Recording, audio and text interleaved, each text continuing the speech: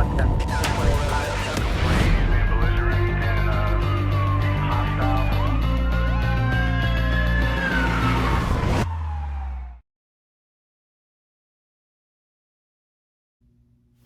I'm David Roger, General Counsel for Las Vegas Police Protective Association. In this video, I'd like to talk to you about automobile searches. And the case that I want to talk to you about, I'll include it in the email, is a case called Wyoming versus Houghton, Houghton.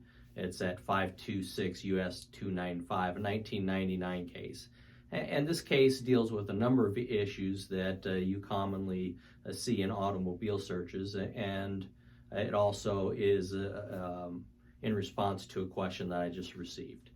And so in Houghton, the police officer did a vehicle stop, pulled the driver out, and found a syringe in the person's pocket.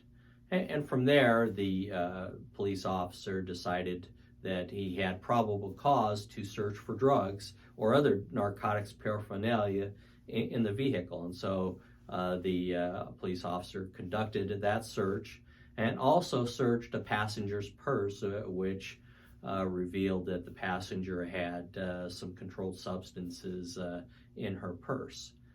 And so the key to that, the issue in that case was whether the trooper or the police officer had a right to search the passenger's purse for narcotics.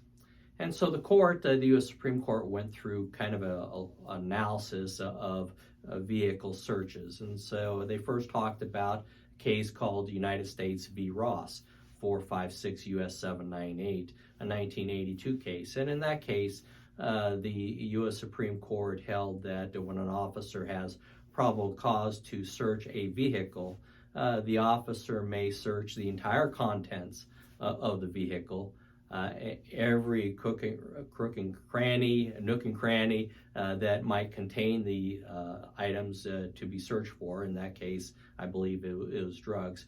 But in addition, the U.S. Supreme Court held that the law enforcement may also search closed containers within the vehicle, which might contain the drugs or whatever the items to be searched for.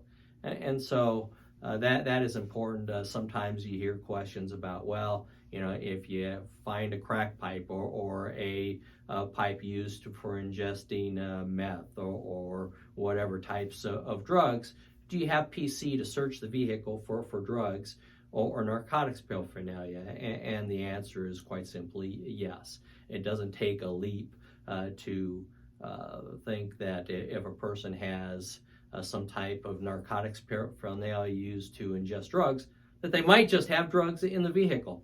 And so, in my opinion, and there are many cases, an officer has probable cause to go ahead and conduct that warrantless search of the vehicle.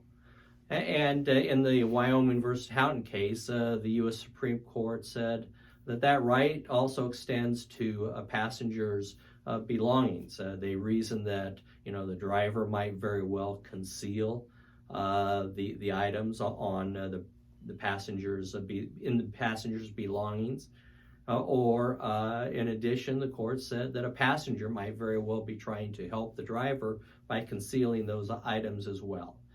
And so this is really kind of an extension of the Ross case, and the U.S. Supreme Court held that it was reasonable to search a passenger's belongings for the items that the officer was searching for. In that case, it was drugs. And so to summarize, if you have probable cause to believe that controlled substances or some objects may be in a vehicle, then you may search the entire vehicle, closed containers within that vehicle that might very well hold the items to be searched. In most cases, it's drugs. And you may also search the passenger's belongings.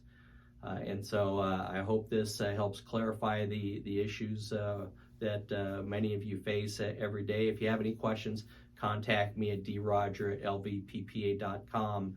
Make sure you subscribe to our YouTube channel, and of course access davidroger.us for easy access to legal research when you're out in the field. Thank you very much, and stay safe.